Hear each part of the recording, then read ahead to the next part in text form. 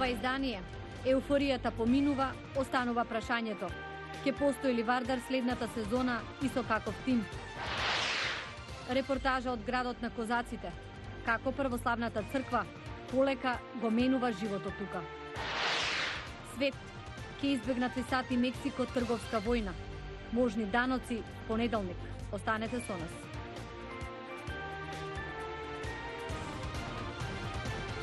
Поздрав од Вашингтон. Ова е ТВ журналот Ньюсфлеш на гласот на Америка на македонски. Јас сум Милена Ѓоргиевска. Денес продолжуваат преговорите за мигрантите меѓу САД и Мексико. Ако не се постигне договор, Трамп најави даноци од 5% од наредната недела.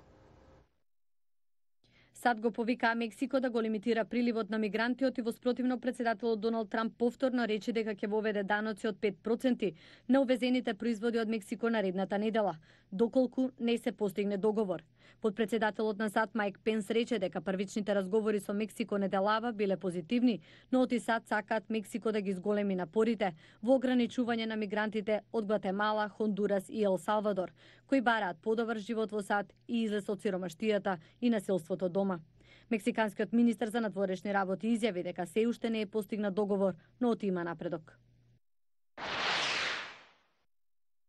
Стапката на невработеност во САД и натаму на 50 годишно рекордно ниво од 3,6%. Според петочниот извештај на Оделот за труд, растот на американската економија забави во мај, а нема очекуван пораст на платите, што сугерира недостиг на момент во економската активност на пазарот на трудот.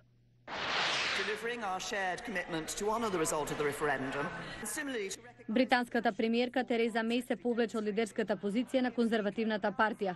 Првиот круг гласање за нејзин наследник се очекува следната недела. Меј ќе остане на функцијата додека да биде избран новиот лидер на партијата, најверојатно до крајот на јули. Еуфоријата околу Вардар и енигмата со сопственикот на клубот Сергеј Самсоненко остануваат и повраќањето од Келн. Огнен Чанчаревиќ направи анализа.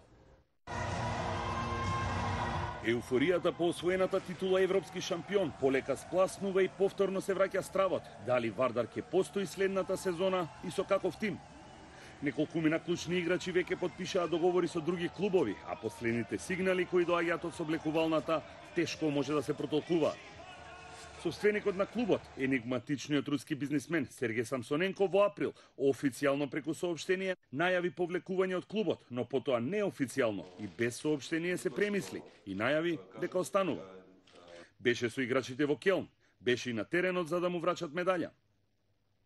Иако веќе 13 години е во Македонија, без малку ништо не се знае за минатото на бизнисменот, а сега и почесен конзул на Руската Федерација Сергеј Самсоненко. Тој речи си да не се појавува во јавноста, а на прсти може да се избројат изјавите и интервјуата кои ги има дадено досега. Во 2006 година доаѓа во Скопје од Ростов на Дони, како што вели веднаш ке се заљуби во Скопје и нашата држава. Почнува со ланецот обложувалници, Бет Сити, а набрзо потоа отвара уште неколку фирми со различни дејности. Потеклото на парите е непознато, а тој тврди дека имал успешни бизниси во матичната држава. Истражувањата на новинарите ќе покажат дека зад речиси сите бизниси во Македонија се кријат офшор фирми од Кипар и Белизе кои се доминантни собственици. Од година во година империјата на Самсоненко расте. Тој ќе стане собственик на фудбалскиот клуб Вардар и на машкиот и женскиот ракометен клуб Вардар. Успесите доаѓаат сами по себе, бидејќи Самсоненко во клубовите вложува суми за почит на овие простори. Легува и во градежниот бизнис. Ќе изгради салата Јанеса Дански, но и хотелот Русија, а неговите фирми ќе станат собственици на неколку атрактивни парцели во центарот на Скопје и на Плоштадот. Самсоненко се почесто е во друштво на бизнисменот Орце Камчев, но и на поранешниот шеф на тајната полиција Сашо Мјалков, а очигледна е и блискоста со поранешната владејачка гарнитура. Камчев ќе застане до него на паркетот во Келн во 2017 и 2019 година и ќе добие медаља за титулата на машкиот ракометен клуб Вардар, иако официјално тој не фигурира во него. Со промената на власта почнува и условниот пад на империјата на Самсоненко.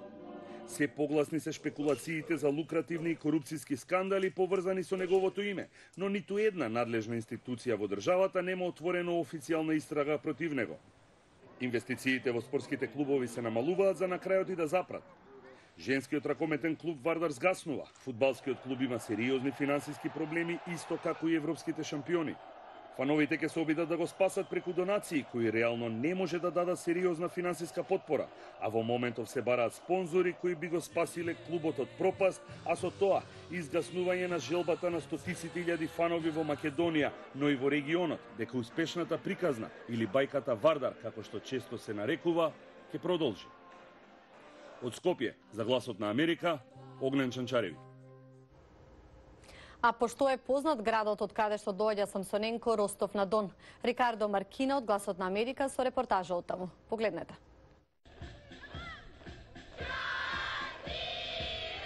Во јужниот руски град Ростов на Дон, младите кадети се подготвуваат за годишната парада на Денот на победата.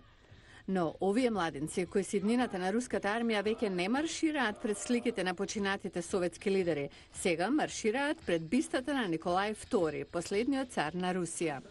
Ова училиште е именувано од царот, кој заедно со неговото семејство пред околу 1 век бил брутално убиен од комунистите. Овде силно се чувствуваат конзервативните тенденции на Русија вкоренати во царското минато на нацијата. Пытаемся готовить детей, чтобы они все... Ги подготвуваме младите за служба во армијата, во Министерството за внатрешни работи, Федералната служба за безбедност, граничната полиција и во сите други државни служби. Во моментов имаме 553 питомци, меѓу кои и девојки. Во овие училници и сали се споделуваат руските традиционални вредности за вера, држава и поредок. Дисциплина, ну как для меня... Дисциплината е најважна работа. Колку сте подисциплинирани, толку се подобри резултатите. Для меня вообще православие... Православната вера е важен дел од мојот живот. Во училиштето акцентот е ставен во верба во Господ. Ова е важно за секој руски граѓанин. Ростов на Дон е важно речно пристаниште и дом на козаците кои имаат историски врски со руската империјална монархија и православната црква.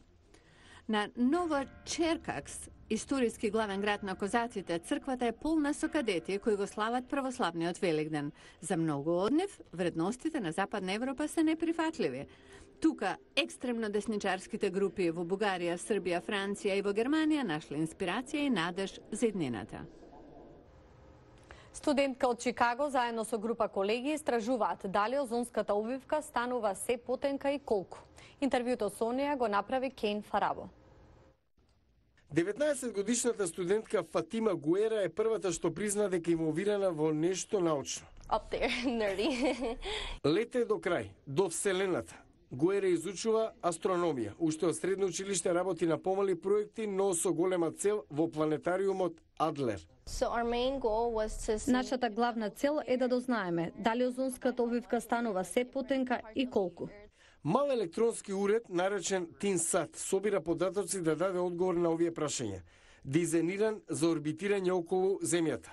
Уредот не беше развиен од инженери, туку од ученици од Чикаго, како Гуера. We focused on coding the different parts... Се фокусиравме на кодирање на различни делови од сензорите на уредот, за да може да се мери интензитетот на светлината и притисокот.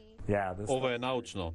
Хесус Гарсија е инженер за проектот Далечни хоризонти на планетариумот Адлер и ја надгледува работата на студенти кои го развиваат TinSat. Кога ракетата Антарис на НАСА полета од брегот на сојузната држава Вирџинија на 17 април, не беше само мисија за достава на материјал до меѓународната вселенска станица. На леталото беше TinSat, кулминација на работата на многумина во планетариумот Адлер, вклучувајќи и Фатима Гуера. Ова исто така е возбудливо за незините родители, имигранти од Гватемала, кој со гордост може да каже дека нивната ќерка помогнала да се изгради систем што орбитира околу Земјата. По завршувањето на работата на TinSat, Гуеро ќе биде позната како член на тимот кој го развиле првиот сателит во Вселената од приватен планетариум. Благодарам што не следевте. Со нови информации се гледаме в понеделник. Ви посакувам убав викенд.